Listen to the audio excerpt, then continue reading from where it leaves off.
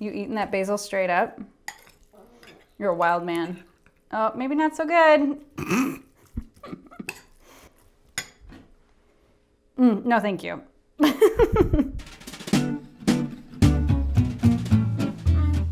Hi guys, welcome to the kitchen. I'm Joanie and this is Calvin, and today we're gonna show you how to make a homemade pesto, but one that doesn't require any fancy equipment. I hear from a lot of folks, I don't have a food processor. Well, never worry, I've got a great recipe for homemade pesto that's gonna be great on pasta, on sandwiches, and you can make it at home with just a few simple ingredients. So stick around, we're gonna make some pesto. So Calvin is all in his swim gear today, ready to hit the pool later. But first we wanna make some pesto. And we just take some garlic, smash off the little outer covering, right? We wanna take that off, buddy? So, and then this is a fun trick that I learned from PBS years ago. You just take your garlic clove, smash it down, and we're gonna mince it really nice and finely. But we're not gonna stop there, because when it comes to traditional pesto, typically what people do is get a mortar and pestle, and they'll go and work that in, kind of smashing the garlic and the salt together. But in this case, we're just gonna use the back of our knife to do that job for us. So I just sprinkled some nice coarse sea salt. You do wanna make sure to use a coarse salt in this situation. If it's not coarse enough, it's not gonna do the job. But what you can see, starting to work those together, we're smashing that garlic up into a paste. So I'm gonna leave that paste there, and then in the meantime, I'm gonna grab some walnuts. Now, traditional pesto uses pine nuts, but pine nuts are super expensive. So we like to use walnuts, which, you wanna try one, buddy? Give it a go. Tell me how they taste. They're definitely a milder nut, just in terms of the flavor. The texture is a little bit more comparable to what the experience of a pine nut is. So it's a perfect substitute in this situation. And what we wanna do is just finely mince this up. Now, if you had a food processor, you could do all of this in that food processor, but for me personally, I like to do it by hand, because when I do it in the food processor, I find that it starts to emulsify everything and kind of makes it a weird texture. So I like to kind of keep it clean and simple. And you can see too that I'm working that garlic into the nuts. Playing peekaboo? And two, we can repeat that very same smashing action just like we did with the garlic and salt, and do that here with the nuts just to break them down into finer pieces too. So, and now it's time to add the greens. And of course I'm gonna use basil because that's very traditional for Italian pesto. But what I'm gonna also add to the party is a bit of arugula. And I just love arugula because it's that nice peppery flavor. It kind of adds a bold punch. Here, you wanna try somebody? Oh. And I'm doing just like I did with everything else and chopping that up super duper fine. This is where we get our knife workout today, right? We getting our knife workout, buddy? Yeah. Yeah. All right, and now of course we do need our basil, and we've got some nice, fresh, regular old basil. This is not the Thai basil. So I take a couple leaves here, about a quarter cup's worth of leaves, and I roll them up. It's an old chefy trick. And what I'm gonna do is just chiffonade, like yay. And then turn that all around, and then mince it up, just like I did the arugula. Aisto pesto? So now that all of this is thoroughly minced up and it's really aromatic, I mean, that smells good, huh, Calvin?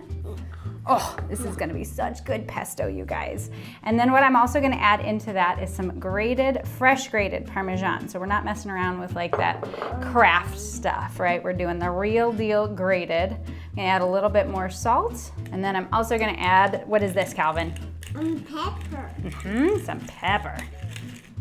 So those are pretty much all of our dry ingredients. Now we wanna add some liquids to the party so that we get that really great pesto experience. So I'm gonna take some red wine vinegar. Now, traditional pesto does not usually contain vinegar, but I just really like to add a punch of brightness and a little tang to the party. So we're just gonna do maybe about a tablespoon's worth. And the full recipe is over at joaniesimon.com, so you can pick that up, and it also pairs beautifully with my pesto chicken grilled cheese sandwich.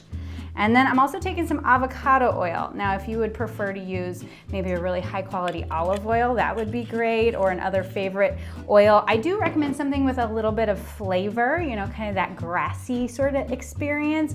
Don't necessarily want to do something that is flavorless like a grapeseed or a vegetable oil. It's just going to kind of lay flat. We want to add some flavor, right? And then from there, I just toss all of this together, and using the back of my spoon, keep smashing it. So you really can't over smash or overwork our pesto in this situation. And then I continue to add a little bit of olive oil, maybe by the tablespoonful, until I get that right consistency that I'm looking for. You know, pesto is meant to be a sauce, not necessarily like a spread, but really it's up to you how you're gonna be using this and what makes you happy. Because, you know, there's no rules in the kitchen, right, Calvin? Right. As long as you're having fun. All right, we are in the home stretch, Calvin. Look at this, buddy. This is just the right consistency. You know, it's kind of like a sauce. It's slightly dippable, but still spreadable. And holy moly, smell that. Ah, it smells so good. And too, what's great about making this at home is it's so much more cost effective than purchasing store-bought, and it does keep up for a couple days, so you can probably keep this in the fridge maybe about 3 days, I would guesstimate that would be safe. I wouldn't take it too much longer than that though. And now what I'm gonna do is just transfer this into a nice little serving bowl. All right, and there we go, Calvin. This homemade pesto. Was that easy? Yeah, should we dip in? Should we try it? Maybe on some bread? Okay. Yeah.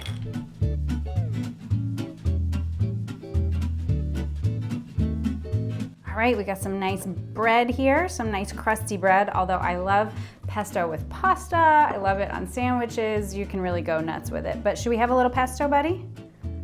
Or do you just want to eat the bread? Eat the bread. Here, let me give you a little pesto. Let's put a little pesto on it and then take a bite. See what you think.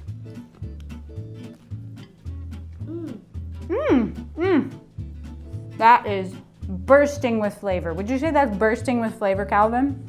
Yeah. It really is. And all things considered, very easy to make, but all those flavors work so beautifully together.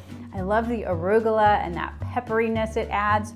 This is a killer combo. I think you're gonna love it. If you've never made homemade pesto, hopefully you are now empowered to do so. But if you want the recipe, I have it over at joaniesimon.com, along with all sorts of other great inspiration for your kitchen. And a big thank you to you, buddy, for joining us here today. Yeah. Did you have fun? I did too. So thank you guys so much for stopping by. I hope you had a good time today. I will be back next week with another video. So if you haven't already, be sure to subscribe so you don't miss that. Hit the notification bell so that you are in the club and in the know. And with that, you have a wonderful week. We shall see you soon. All right? What do we say? Bye. Bye.